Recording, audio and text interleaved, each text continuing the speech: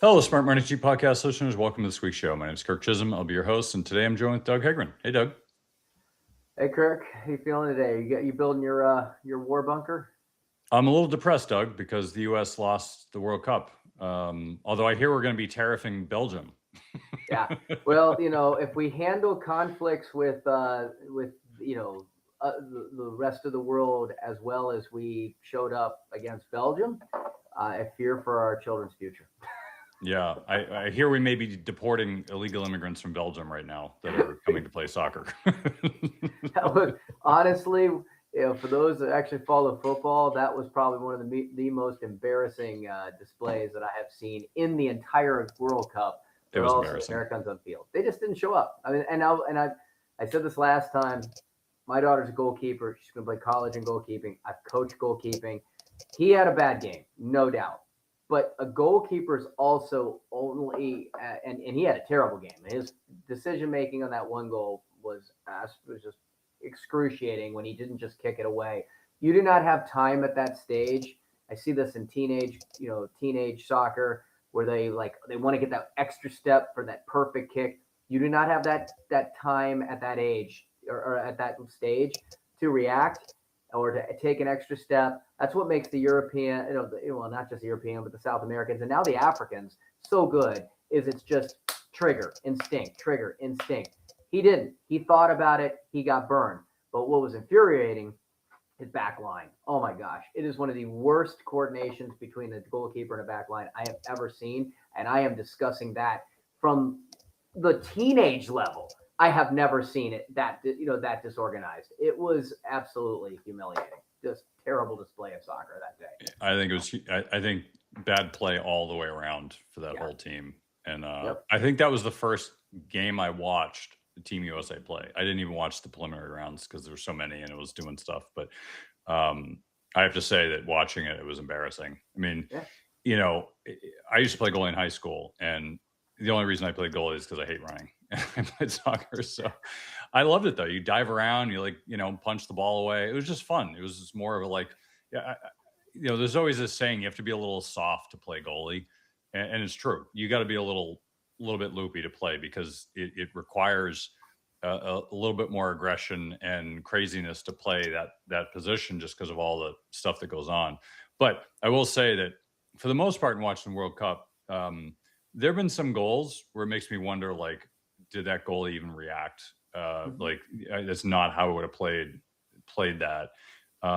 I've seen that in a few times where the goaltending has not been bad in the World Cup, but there's been some times where I'm like, is this guy even paying attention? Like he didn't even react into a play where he should have. And there have been some good goaltending too. I've seen some games in the past week. I've seen some really good goaltending. So Incredible. Morocco only stayed close with France because of their goalkeeper yesterday. It was the goalkeeping's been awesome. I mean, what do you mean stayed close, Doug? I wouldn't call that a close game. The only thing kept it close was Mbappe missing the penalty kick. What's wrong with you? I mean, he stopped his penalty kick. He also had like 4 or 5 tremendous stops in the first half before the dam broke. If you watch the whole, I don't know how much if you watch the whole thing, but by halftime, I believe the statistics were that Morocco still had 0 shots on goal the entire one first shot. half. There was one shot. One shot. One shot to 9. Yeah, exactly. And he'd stopped them all. And so you lose 2-0. Yes, he did get 2 goals scored on him. But by that point, Kirk, holy crap. I mean, you're going to get 2 goals scored on you when they're shooting on you every other play. The entire game was in the Morocco half. Well, to be fair, those are unbelievable goals. I mean, Mbappe's goal was awesome. I mean, he just picked that corner. There's no way the keeper could have gotten it. The second one, maybe the keeper he got a hand on it, but either way, it was a good shot that was screened. I mean, France deserved to win, hands down. That top spin on that Mbappe shot was incredible. A lot of goalies will curve it. That was top spin. That is, people that don't play soccer, that is incredibly technically difficult. And a quick one too. He didn't have time. He just popped it real quick. It was impressive. And I will give this too. He burned the back line, and that's where the goalie at that point. I mean, Yeah. Well, either way, I'm not a soccer nut, but I will say it is fun watching the World Cup. The first half usually sucks because all they do is just they're, somebody sent this meme out on X the other day, and it was from like The Simpsons, and it was like they're watching soccer. And you basically have four guys passing it back and forth, and the other team's standing there and they're passing it, and everyone's cheering. And then eventually, like, hey, do something, do something.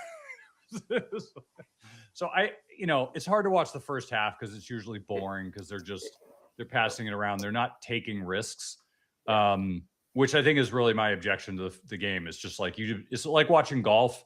You sit around watching a boring sport until a handful of plays, which are really exciting. That to me is hard, but it is fun to watch when when they're actually like, I'm trying to remember which game it was. It was a game recently where it went back and forth, like one goal, one goal, one goal. And it was awesome because they were being aggressive. They were taking chances and it was fun to watch. I just wish there were more games like that. I know strategically it's not the best way to play, but it's more fun as a spectator to watch that kind of play. 100%. And yeah, the first half, I mean, these are great teams. That's another reason the first half is boring. It really is coming down to attrition when they finally get to. I mean, Morocco did a good job stopping what it could until it got too tired to keep it up. And that's what you're finding. For those that aren't going to penalty kicks, you're finding that the reality is it's just which team is going to be able to hold energy longer in these games, even if there's details that aren't necessarily in the game that aren't necessarily even, like France versus Morocco. They're good enough in aspects to be able to hold. And by the way, I'm going to say this. Why are we talking about it? Because as we discussed last on Monday, there's not that much else to talk about right Seriously. now. Seriously. I'm going to be really sad when the World Cup's over because middle of the season baseball is boring. I mean, it's good. It's enjoyable. It's a nice summer pastime. But, October, is when all the action happens. August is when we get back into football, which there's always action, at least in America, that American football still draws the eyeballs. But right now, the markets, the world, it's just kind of same old, same old. So, I mean, we got some other things to talk about, but it's challenging. It's hard. Right now. Yeah, yep. Summers are hard. I mean, it's so boring. I'm growing a summer beard to keep me entertained, which I usually save for vacations, but I might start early just something to bring excitement in my life. But in all honesty, the markets, the only thing remotely exciting about the markets is the fact that there's a military conflict / war going on, and it's not on, it's on, it's not on. This week it was back on again. Apparently the ceasefire's over and Trump bombed a few things and oil prices went up. And I don't know what's going on today, but frankly, this is why we've been saying patience and caution, because who the hell knows what's going on? I mean, you really think the war is going to end? No, I don't think it's going to end by midterms. I think Trump's going to probably declare it ended, and then we'll get into midterms and people will be like, yeah, whatever, dude. Like, I think, people stop believing Trump about the war because, and to be fair, it's not just Trump, it's everyone. It's the news, it's the politicians. I don't believe anyone about the war. I don't believe the smart financial analysts about the war, because no one knows what's going on unless you're over there counting ships going through the Strait of Hormuz, or you're counting missiles going off. You have no freaking idea what's going on. Well, and let me add this. Even if we did know what's going on, this is the reality of Middle East conflicts. They don't move from war to peace. They never will. They move from active conflict to frozen conflict to proxy conflict to economic warfare to cyber attacks back to active conflict. So it's a Cold War. We cannot stop thinking of this in terms of war versus peace. It's the question is, and I think this is the part that brings it back to markets and everything and economy, is we have to ask what level of instability is now permanent, because the markets aren't pricing peace. They're going to price probability. They'll live with permanent conflict. It is what it is. It'll settle in. They'll live with peace if we can finally get away from it. The problem is, this is the Middle East. It's always been the Middle East. It's what killed Afghanistan isn't the Middle East, but it's that same kind of bubble of political, warlord run, area of, Southwest Asia that ultimately is a slog, and there is no real goalposts to pass, and it will wear you down. It'll wear you down the longer you're in it, and the reality is that time frame is indefinite. There is no endpoint. So, Yeah. I mean, I'll give you a quick primer of what's going on out there. I mean, here's last week. Here's the weekly returns of last week, right? You saw, technology in certain sectors doing well, certain software wasn't again, but, semis and that, but you saw a lot of rotation, right? So forget that. You saw big tech was kind of lukewarm for the most part. But what you really saw was rotation to all these other sectors: industrials, healthcare, you know, um, utilities, consumer staples. You saw a lot of rotation, right? But then, if you look at this week, because the quote unquote war is back on, what did you see? You saw rotation out of all of these areas, out of healthcare, out of industrials, out of utilities, out of staples. And what did you see? You saw technology keeping us afloat. And what's interesting to me is if you look at these two charts, what you'll see is a contrast. What big tech stocks were down last week? Meta and Tesla were down. The other ones are kind of lukewarm. Microsoft's down. What did you Oracle's see? been Almost down. the opposite, Yeah. Yeah. right? See almost the opposite this week. And so what tends to happen is when the markets are down, people flood into like semis and big tech, because that's where people are flooding to. Look at this. I mean, this is this week. Look at Visa, MasterCard down like 4%, GE's down 4%. Lockheed Martin, you got healthcare down like 2.5%, some cases like 5%. Like you've got these big names that are just down for no reason. And what's up? Basically, AI related or semiconductors is up. Should they be?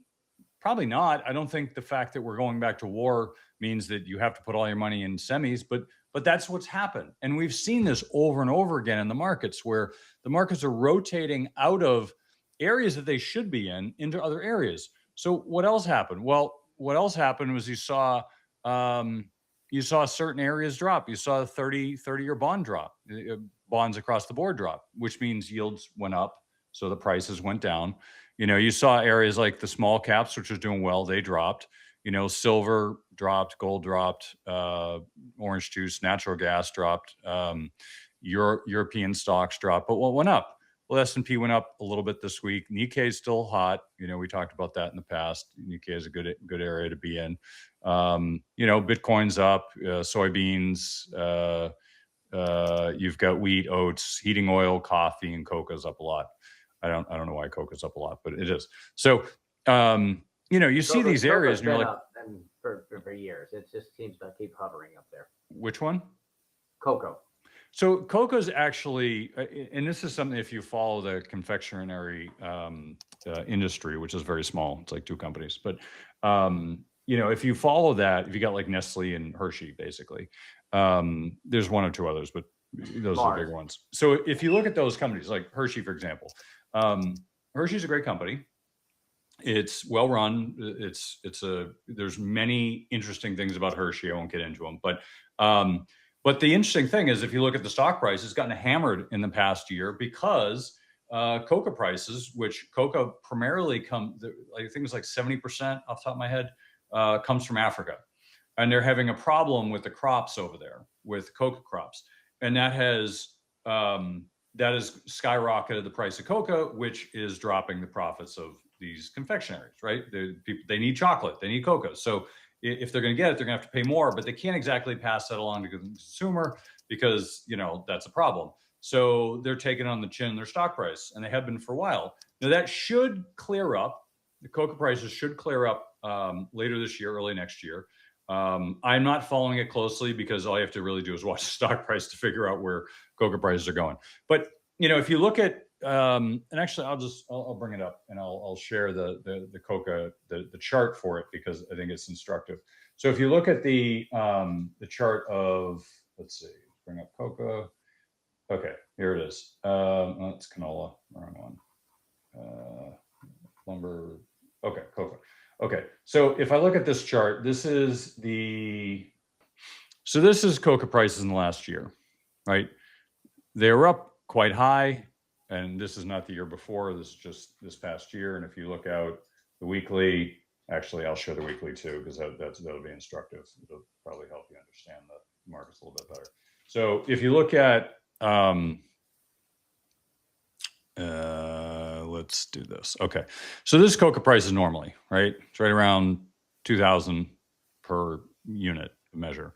And it kept going up. And then in 24, it spiked and it was high for 24 and 25. And then started to come down right around early 25 and it just kept going down. And now it's spiked up. I don't know why it spiked up. Doesn't matter. Probably because of the war, but whatever. The point being is it came back down. Now, what happens? Now, relate this to a stock, right? We're talking about a stock. Let's take one of the two companies. We're just picking Hershey out of the hat because I just happen to know about it, but it's not saying it's good or bad. Now, if you look at the stock price, what you saw Hershey's doing well, and then all of a sudden it starts to not do well for this period. Stock price plummeted. Went down quite a bit, actually. I think it was like 40% or something. Does that mean it's a bad company? No, it just means that their input costs have gone through the roof. It went from 2,000 up to 12,000 a unit. Well, you can't raise your chocolate bar prices by 6x. You can't have a dollar bar cost $6 now. It's just unpractical. Nobody's going to buy it. So they had to take it on the chin. They had to eat that, right? Or excuse the pun, but they had to eat that loss. Not a loss, but they had to eat that in their profits. But now that's come back down. Well, now it's more profitable again. Now it's coming up. I mean, it's less profitable. So you want to know why stock prices do what they do. This is one of the reasons. The input costs going up and down. What goes into Hershey? Sugar and cocoa. What else? Not much. I'm sure there's other things, but that's mostly what drives the price of their good, right? Is their input costs. Everything else is pretty much the same. Now, granted, it's going to cost more to ship, chocolate, but I mean, our gas prices are what, double what they were prior to the war? Like $5 a gallon, where before it was $2.50.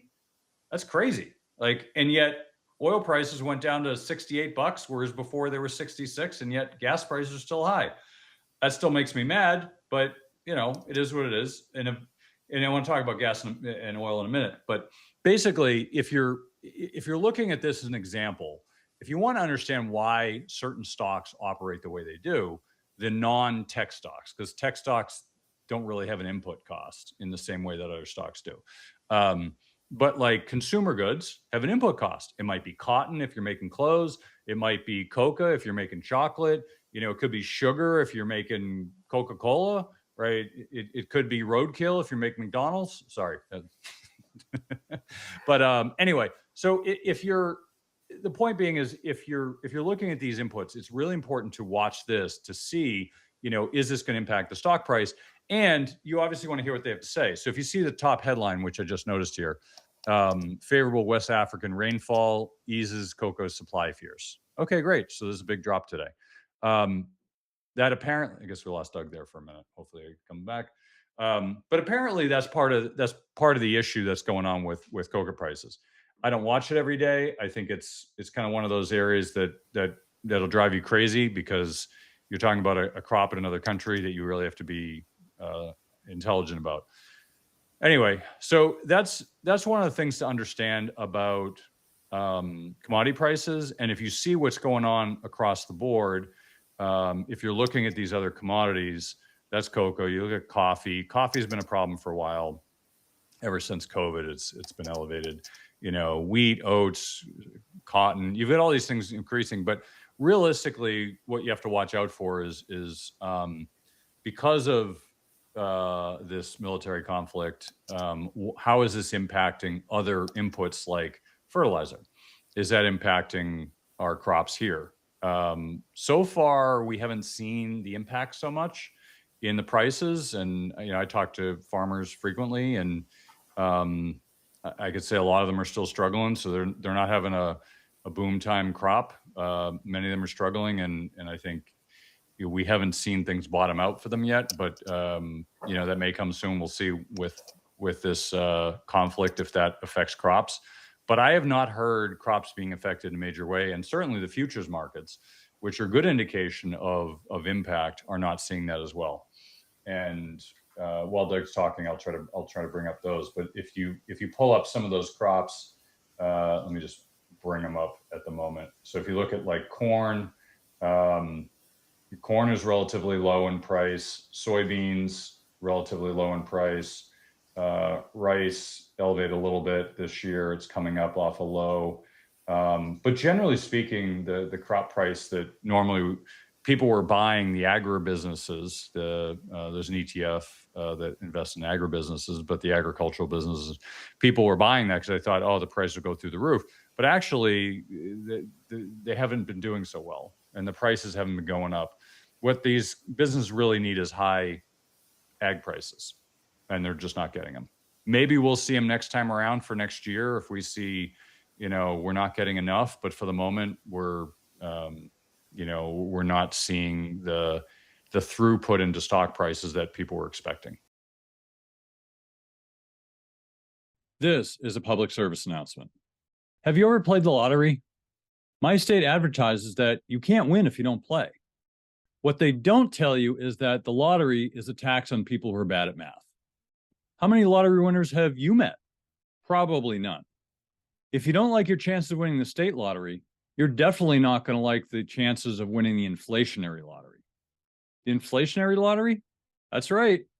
Your chances to win the state lottery might be 1 million to 1.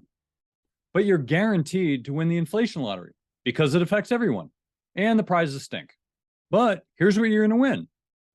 Higher prices at the store, shrinkflation in your packaged goods. Higher heating prices to heat your home. Who doesn't want to win that lottery? Much like the government, I feel bad that your costs are rising. So I want to help you out by giving you some free money. It's not a lot. It's only 1 million Zim dollars, but it's something. Well, you can't buy anything with it, but it does look good as wallpaper. And if you live in Europe, you might even be able to use it to heat your home this winter. If the lottery is a tax on people who are bad at math, then inflation is a tax on people who are bad at economics. I want my listeners to be better at economics. So I'm giving my loyal listeners free money. Go to www.moneytreepodcast.com/free money. Follow the instructions to get your free money today. I have a large audience and a limited number of these currencies. So let's make sure we get yours before we run out. Go to www.moneytreepodcast.com/free money.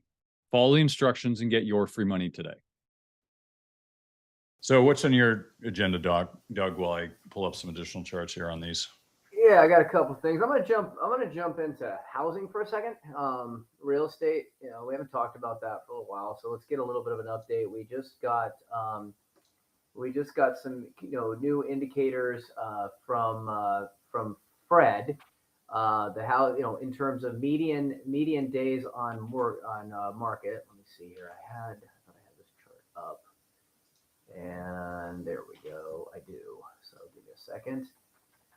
So basically, here's what we're finding. I'll start with this. The median days on market in the United States tracker that Fred puts out, the Federal Reserve, it showed, and I'm sharing it right now, but it shows that we're still seeing a clear. Where are you sharing it, Doug? I shared. I don't have your thing. It didn't pop up. Well, I'm definitely sharing it. So you know what? If it doesn't come through, I don't know what's going on. You can just send it to the Slack, and I'll put it up if you need it. Let me bite that here while I take that, and I'll I'll multitask here. So bear with me because that's always fun to do when you're live. But I'm gonna go. Get to the right channel first of all. All right, here we go. Let's see if it's going to come through. Now it's trying to get me in. Gotta love this. All right, here we go. Big 1, 2, 3. Pulling it through. You can share. All right, so very simply on this one, the chart is showing from June 20 or from May 2026 to June 2026. So just in that 1 month time frame, we are starting to see a little bit of an uptick. Where we actually ran from roughly about 52 weeks on the market, or 52 weeks of inventory. We have now jumped a little bit in June to 53.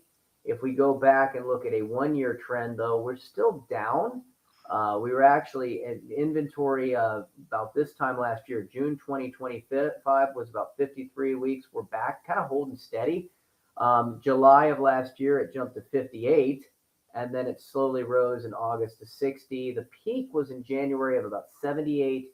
I'm sorry, not weeks, median days on market. Sorry, weeks would be a little much worse, but 78 days on market in January. So we are in that that period of time with with the spring summer where we expect things to move a little bit more, but homes were flying off the market instantly in previous years.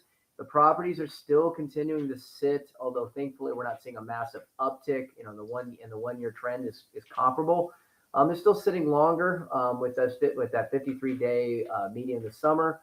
And it's ultimately that chaotic bidding war era is cooling down, and that's leaving sellers more desperate to to actually find they have to that they have to make moves in order to get things to sell. So that's obviously still regional. One of the worst places that we see in the country is Florida. Other communities are not seeing near that type of stress. Now, if we look a little bit further into trends, Realtor.com 2026 National Housing Forecast Mid-Year Update released, and it is showing that home prices are growing and they're continuing at a much more sluggish, trailing pace than the original projections. So clearly, we're not seeing this break, and this is going to continue to be something that is a drag on consumers because yes, we do see more money, more cash available. We've seen some positives in terms of consumer flexibility, although we are seeing, as we talked about extensively, a K-shaped economy. So if you're at the top of it, you're having much more flexibility than those at the bottom. But what we are seeing here is that, again, if you look at this as an indicator, a lot of wealth is trapped in homes and equity. A lot of decisions economically are going to be made based on accessibility and liquidity. And again, I've listened to me for several years. The greatest cause of financial stress is lack of access to capital. So if it's locked in, if your home is something that you feel that you do not see the economic data to get out of, that's going to eventually have an increasing amount of erosion on confidence and erosion on spending in other areas. Another area that we are looking at, again, I don't know if it'll hopefully come through, but what we are also seeing a good indicator is that we have actually seen Bank of America consumer chief has indicated that spending has jumped 6.3% with wage growth, across all incomes. That is actually positive there. Credit card and debit card spending rose 6.3% in June. That's the fastest growth in 4 years, spanning all income groups. So not just on the top and bottom of that K, and both services and retail. Lower income wage growth jumped a full percentage point to 4.1%. That effectively closed the gap with the higher wage income earners at 4.2%. Job switching, that is the main engine behind wage gain. So if you're stuck in your job trying to move vertically, the economy has changed on that a long time ago. Changing employers typically delivers a compounding premium beyond the baseline annual raise. And ultimately, looking ahead on that, with that fastest growth we've seen in 4 years, it's broad strength, and I think that's going to, a positive. So once again, as opposed to previous economies, we go back to 2008, and we looked at, the trends leading up to, from the late 90s into finally, the dot-com implosion. If you look at what happened in 2008, economic indicators and recession indicators at those points tended to be much more in line across the board, where you could have a much more predictability about what was going to happen in the economy. Ever since the 2008, a Great Recession.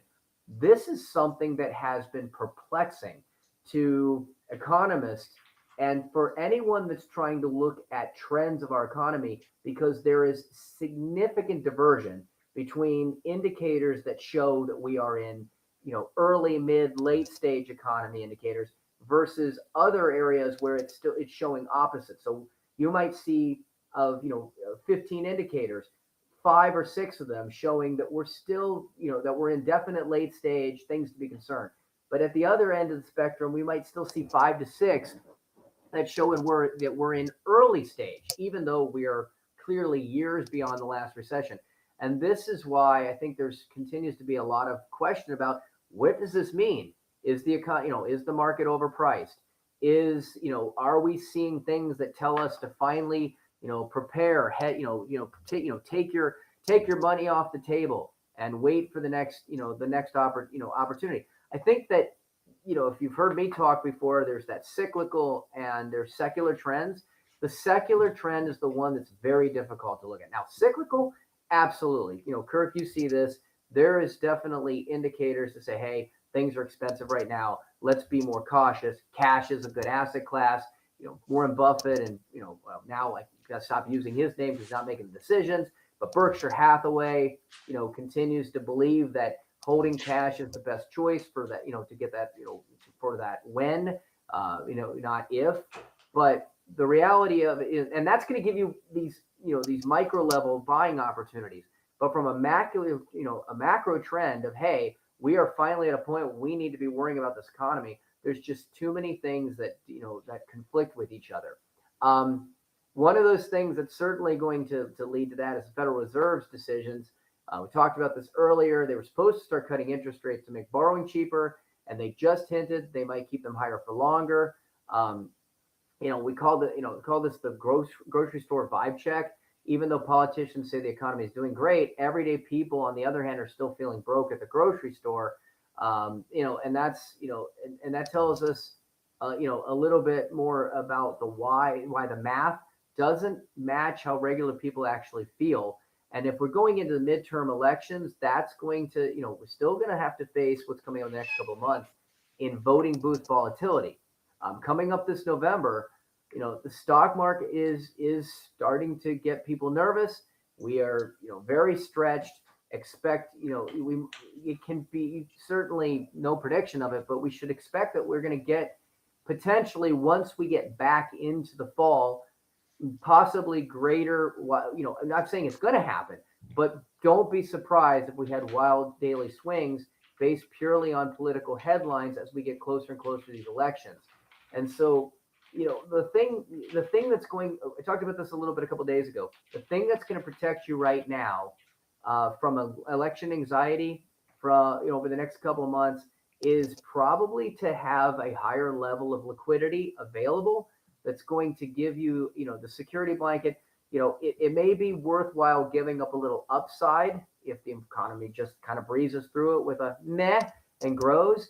You have to ask yourself, everybody's different. Is it going to make more sense to have to give up a little bit of upside for the ability to give you flexibility if that volatility occurs?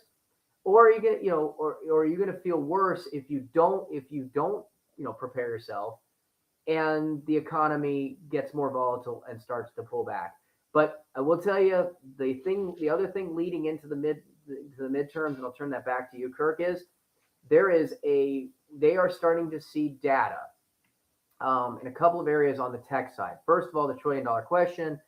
Big tech companies have spent billions building artificial intelligence. We talk about that a lot. Everyday consumers aren't really paying for those apps. It is incredibly expensive. A lot of these AIs, they start, they pay you, the charge on tokens is going to make it to where if they start charging on this, it just like so many things, there's going to be the haves that are going to be willing to pay it, that have the financial capital to do so. And the rest of people are going to be carved out because they can't afford to pay for those tokens. So, inside Wall Street's, still asking themselves, are we actually going to be able to make money from AI, or is this an expensive trend? And for large corporations willing to spend the tokens, is that enough to make AI something profitable? But also, there's so much more information from AI, so much more information from the internet, so much more information coming everywhere. They are starting to show that people are actually getting sick of the news. Brand new media report came out that showed 42% of people now actively avoid the news because it makes them feel anxious or depressed. And we call this the death of Googling. They're tired of clicking on Google search results or AI, to find AI generated junk articles, and they're turning more to private group chats, Reddit, podcasts like this for real human voice. And ultimately, if we are seeing a greater trend of people checking out of that news, then the question has to be asked as we end up moving towards the midterms, will we actually have less impact from the noise that comes from that than we have in previous midterm elections? And that might be why, even with the war going on or not going on or kind of going on, we're still seeing the stock market just kind of shrug.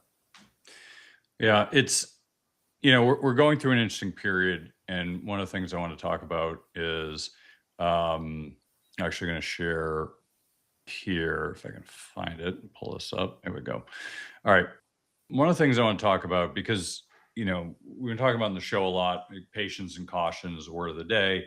And there's reasons for it. And if people just look at the indexes, they're like, what are you talking about? The indexes are up. I'm like, okay. And in March they were down and now they're up. But realistically, if you're looking at what's underneath the market, if you looked at it in December of 99, you'd say, what are you talking about? Everything's perfectly normal. Like the indexes are up like 58%. It's just perfectly normal.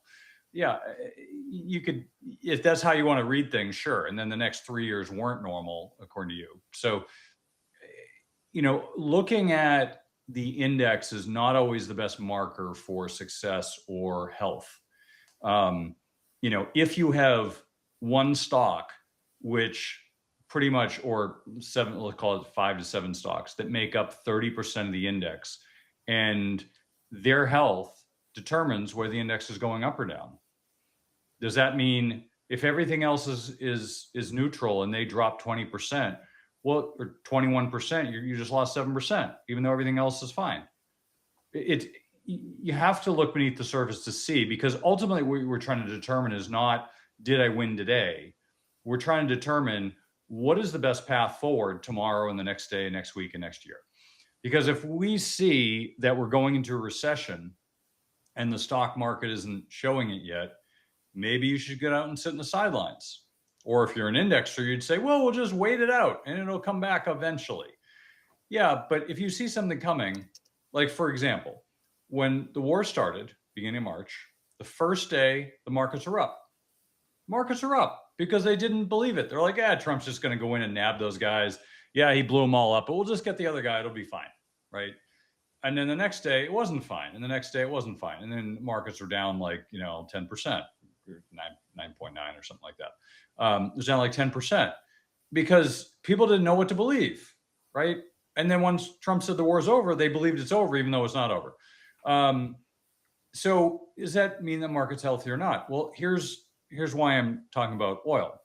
Now, if you look at crude oil, and this is a chart of crude oil, and this goes back to 22, when oil prices were up in the $120 range for a reasonable amount of time.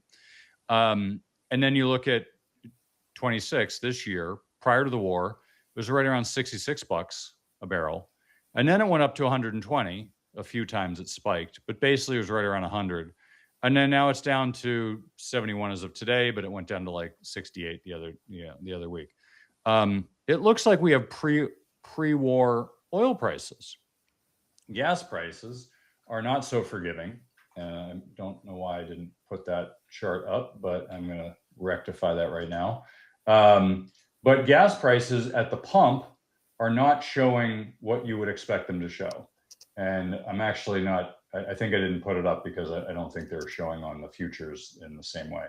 But yeah, if I look at gas, so if I look at gas prices haven't dropped. Now, there's reasons for this, and I'm not going to put on a masterclass of how, oil and gas work, but let's just put it like this. There's basically refining that happens. Oil is a commodity that is more or less useless unless you refine it.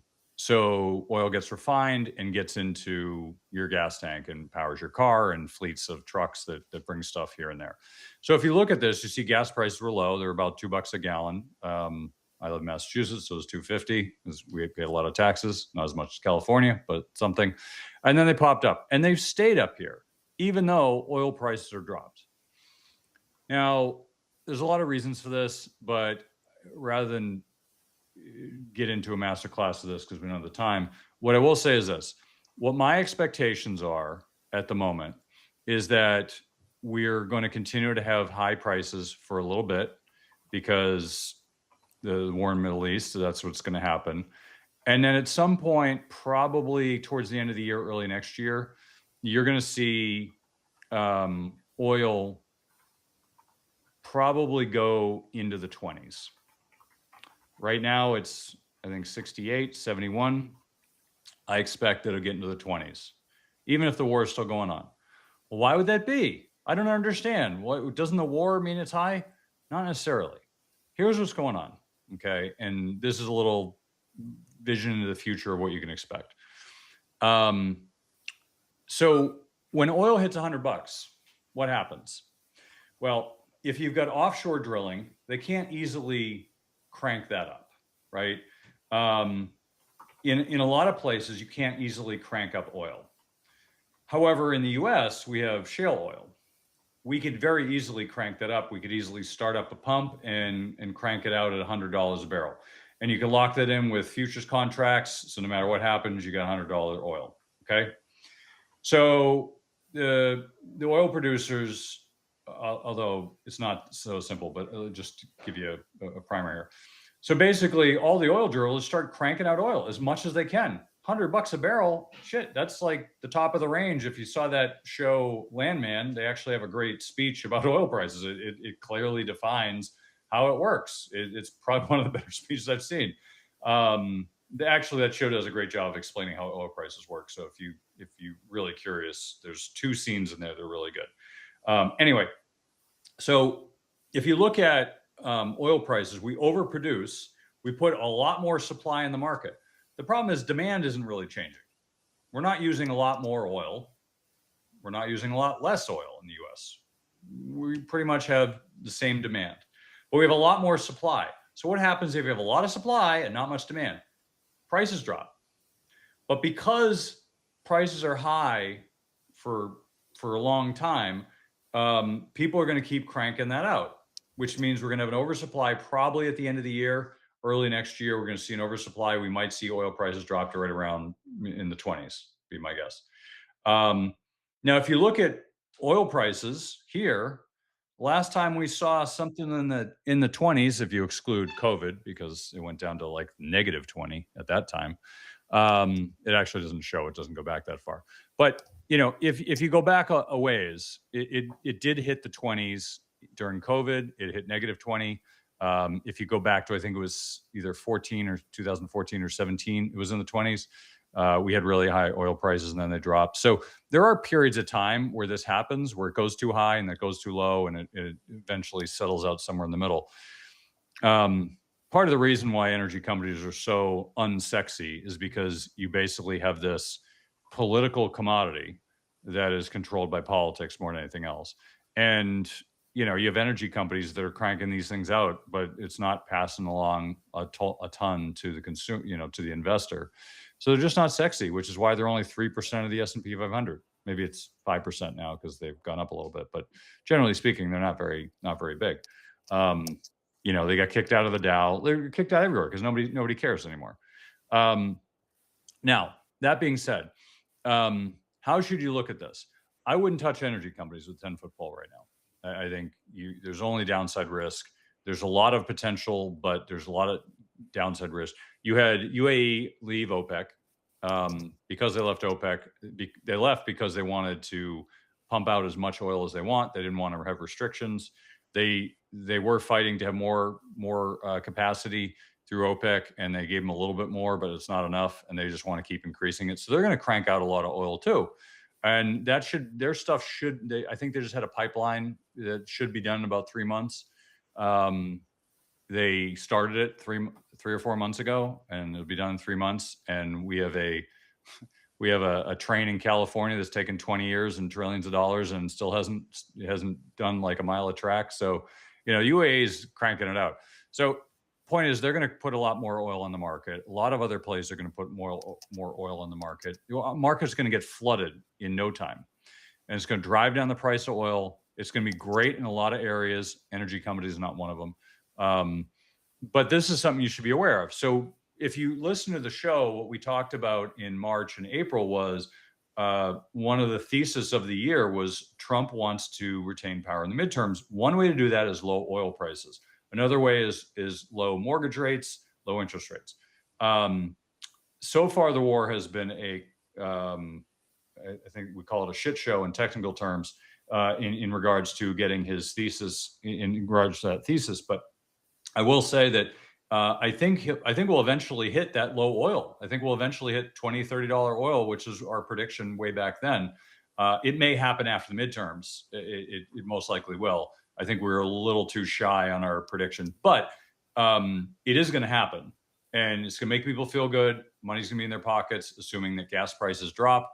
At this point, what we're seeing is we're not seeing a drop in gas prices. I have a chart here I shared, and this is the gas prices. They're not coming down.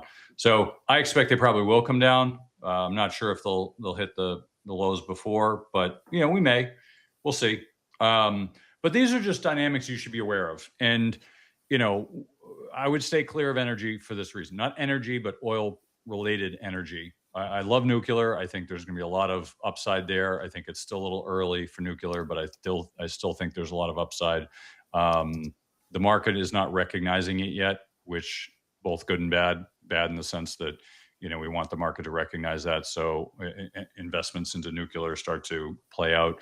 A lot of volatility in that sector, but there's still some opportunity there. I want to touch on gold and silver, and then I'll hand it back to Doug, and we'll wrap it up. So, we love gold. Gold's done well in the last few years. I actually liked it when it was doing this, when it was just climbing. It was going up 23% a year, somewhere thereabouts. It was great. Easy money. Don't take a lot of risk. You just crank it out. And then we had this blow off top, and now oil prices are going down. Well, people are freaking out. Oh my God, we're in gold. We're losing money. No, you're not. You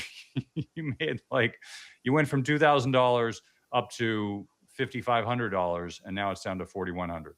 You still made lots of money. You're just in the last year, not even year, in the last 4 months, 5 months, you haven't. And that's okay, right? That's what happens in markets. They go up and then they go down, and they go up and then they go down. And you hope they do more up than down. But with gold and silver, and this is a silver chart, which looks much worse, a lot of people are looking at this saying, I don't understand, with all this inflation, with all the money printing, why is gold going down? Well, there's one major reason. One is that it went up I know this is a non-specific reason, but it's how markets work. There's too much money flowing in too quickly. It's not how the markets work. It got way overblown, and this needs to happen to take the air out of the sails and get back to where it was before. This is what gold does. It's always done this. You have a blow off, and then it recedes, and it'll probably stick here for a while, maybe go down a little bit more, but we'll get to a point where it'll settle and then it'll go up again. I think we've got another maybe 12, 24 months. I don't know, but I'm not expecting anything anytime soon. So just be aware. But just understand that in large part, this is because central banks are selling their gold because they don't have cash to buy oil and other things. So because of all the stuff going on, they're just selling their gold, which is fine. That's why they have it, right? But the fact they're selling it means that it's dumping on the market. Not enough people are buying it, so it's depressing the price. So that's what's going on in precious metals. Not a lot of exciting stuff in precious metals. Is not something I'm staying up and waiting for. I am excited because I do think there'll be an opportunity to buy it. I just don't think we're there yet. I think you can probably start taking chip shots. You can probably put in small positions if you don't own one. I think we go probably a little more downside, but I think it's worthwhile taking a flyer on and starting position. I already have a position, so I'm just going to wait it out. But I would probably start to look at positions, at least start now. Doesn't mean you have to go all in. I wouldn't do that yet because I don't think it's a no-brainer. But I do think we're looking at a place where it starts to make sense. So, in terms of commodities, that's pretty much all I got to say about that. I did want to leave it with one thing, and I'll hand it back to Doug. And that one thing was, so July ends up being the best month statistically of the summer. June and August not great. That's kind of been the inverse so far. June was okay, and July's not awesome. This week is down a little bit, but it's only because of the announcement. But typically, Wall Street's away; they're not around, so it tends to be lower volume. There tend to be less opportunities. It tends to be a time where it's better just to sit in the sidelines and just you sit on your positions or whatever you're going to do, but don't go out crazy because it's just not a lot going on, not a lot of news. The news we've had has been uninteresting. The jobs report is underwhelming. Inflation has cooled a little bit in Europe. We'll see. We'll see what happens next week with the CPI. But Fed's trying to determine whether they're going to raise rates or not. I don't think they are. I think they're in a position where they can't really make a move, and I don't think they should anyway. I think they should stay where they are. But I would continue to look for rotation. I would continue to look for rotation in the markets. Rotation's healthy. It's a good sign. You might not like it because the areas you're in may not go in your favor, but just keep in mind that the markets do go up and they do go down, and you want to pay attention to areas that are discounted, software being one of them. I'm not buying anything, but I'm paying attention. I think they look interesting, and the question is how interesting, I don't know, but it does make sense to pay attention. So anyway, Doug, final thoughts from you, and we'll wrap it up here. Yeah. So yeah, because we had some issues there with sharing. I want to jump back into real estate real quickly before I round it out, and I did throw some charts right there for you to cover. One of the things I think your thing is not there. No, I threw it in Slack for you. Oh, you did. Okay, yeah, got the it. last thing, if you can just go in that order. But the one thing I think is really comes up about this housing market is how confusing it is. And of course, I'm sure there's people out there that have heard the doom saying with real estate is just, and I started to talk about the trend line. It's, and interesting, the number of days that a home sits on the market is right about the same as it was last year. So that's clearly not a significant trend that things are getting worse. But I want to go back and actually do some perspective. And that's looking at a 10-year chart. If we actually look at where housing is right now, which we talk about how locked up it is, we're actually looking at 53 days on average on market. But if we look at 2017, 2018, and 2019 pre-COVID, homes routinely sat on the market for 75 to 85 days before selling, much longer than they are now. And that was considered then a completely normal and functional housing market back then. The chart shows this. Now, there was a massive drop down to 30 days, 2021, 22, historical freak accident fueled by artificial low near zero interest rates, and an unsustainable buying frenzy that's not a permanent new normal. The current reality of 53 days, even though they are taking slightly longer to sell than they did last summer, barely, it's still significantly faster than the normal before the pandemic. So if anyone is panicking about the housing market freezing up because homes aren't selling in 24 hours or more, you look at the hard data from the Federal Reserve, and homes are still faster than they were 10 years ago. So that right there itself is not crashing. It's actually returning to a normal everyday reality. However, when we overlay prices and mortgage rates on top of the 10-year chart, this narrative does shift completely. And it also reveals why the market feels entirely broken for regular people, even if homes are selling fast. If we expose the core illusion of the 2026 market prices, what we're seeing here is that the charts prove homes are still selling quickly. But don't let that fool you completely into thinking that the market is healthy, because in 2017, while a home sat on 80 days, it was a slow, normal market. We're currently living in more of a gridlock market where the prices are trapped at all-time highs. Borrowing costs are double what they used to be. And the only reason things are moving is that the supply is practically suffocated. So we got to go back to the pricing then. When homes sat for 75 to 85 days, then the median price of a house was $315,000. Mortgage rates hovering at 4%, and a monthly payment was highly affordable. Now we're looking at $430,000, a 30-year mortgage stubbornly stuck near 6.5%. So we're currently sitting what's called the golden handcuff effect.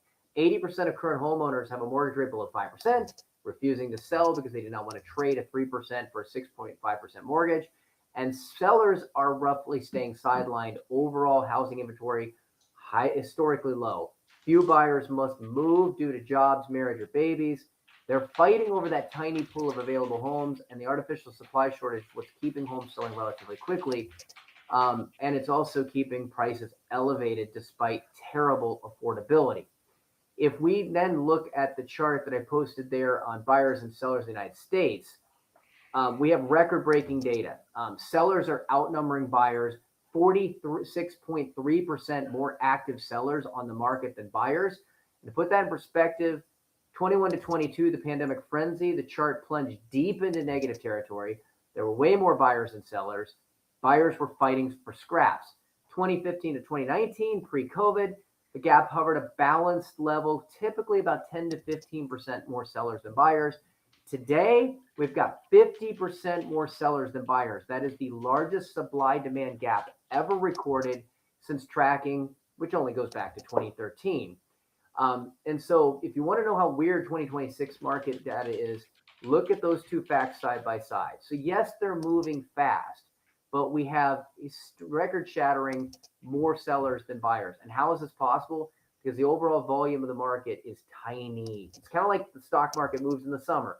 Not a lot of moves. That means every move is compounded. So millions of buyers have packed up and left the market entirely, priced out. Sellers are listing homes, but they're shouting into an empty room. The only reason things look fast on paper is a few remaining buyers have to move quickly. One last data point that I want to put on that is that we are absolutely seeing that the trends are that there is ultimately a significant number of sellers. It is a buyer's market in the South. It is still a seller's market in the North. And I think that makes, it continues to add a massive trend issue. So depending on where you live, you're going to feel this differently. Going to wrap this up, here. I keep coming back to this thought. For me, that housing report wasn't really about houses. It's about life. You have millions of Americans who aren't staying where they are because they're in their dream home. Matter of fact, you've got a lot of people that bought that starter home that can't move up and are now building families too large and outsizing the home, but now can't move and they're financially stuck. A 3% mortgage is a golden handcuff. Moving costs more. Borrowing costs more. Renovations cost more. Rents, those are, again, you look at the price of new homes are now, versus existing homes. That you've got trends there that are now historically outside of the norms. Waiting feels safer than doing anything. And before long, 1 year could become 5. 5 could become 10. And then life is completely put on hold. And that's the concern for the younger generations. And truth is, housing isn't the only place they get stuck. We see it in retirement. People could retire but aren't sure if they can. Moving, freeing up liquidity. We see it in college planning. Families are writing checks because they don't know that there might be a better way. We see it in taxes. People are paying far more over their lifetime than they ever needed to. The price, you think of a home as expensive at 500, 600,000 average. That could be what you're going to be losing. That could be a fraction of what you're going to be losing in taxes if you don't manage that right. And of course, then we get back to the markets and investments. It's not because people are making bad decisions. It's because they made good decisions that were never connected in one coordinated plan. And so the question I'm going to leave everyone with is, your financial life, is it creating freedom? Or is it quietly creating limitations you don't even realize are there? Real wealth isn't measured by the size of your portfolio. It's a fact. I know that we look there thinking the more we have, the better we could be. But, Jason Bateman talked about it. His ability to have income and cash flow, this was a recent podcast that he was on, made him feel more comfortable than his peers who inherited money because they had a portfolio. They were afraid they could go through it and lose it. So it's measured by the number of choices in your financial life and what that gives you. Can you retire when you're ready? Can you help your kids? Can you weather bear markets? You say yes to opportunities instead of worrying. Emergent advisors, we start with the wealth mapping. Before anything recommended, we map everything. So you can finally see how income, investments, taxes, retirement, college planning, insurance, estate all fits together. Something remarkable begins to happen at the point. You stop wondering, you stop hoping, and you start making decisions with confidence. So if you've been listening today and found yourself thinking, I wonder if there's something we've missed, don't wait till retirement to find out. Visit mergentadvisors.net, MERGENT, MERGENT, mergentadvisors.net. The goal isn't simply to accumulate wealth, it's to build a financial life that gives you the freedom to live on your terms. Hope is not a financial strategy, confidence is, and confidence comes from knowing, not wondering. And again, Kurt, as always, thank you for having me. Awesome. Thanks for coming on, Doug. That's the show for this week. Thank you again for joining us in Money Tree Investing Podcast. My name's Kurt Chisholm, wealth manager of Innovative Advisor Group. We don't just manage your wealth, we make your life better. You can find more about me at innovativewealth.com. And of course, you can find me every week here on this show. You can also check out our show at Money Tree Investing Podcast. On our website, you'll have access to the show notes, resources, and the archive shows. Please remember to subscribe on our YouTube channel for immediate access to the new shows when they're released. When you subscribe to the show, it allows us to get access to some of the top minds of investing in personal finance. While you're here, please leave a comment and question if you want us to address it on the show. Have a great week ahead, and remember, no one will care about your money like you do, so invest in your life.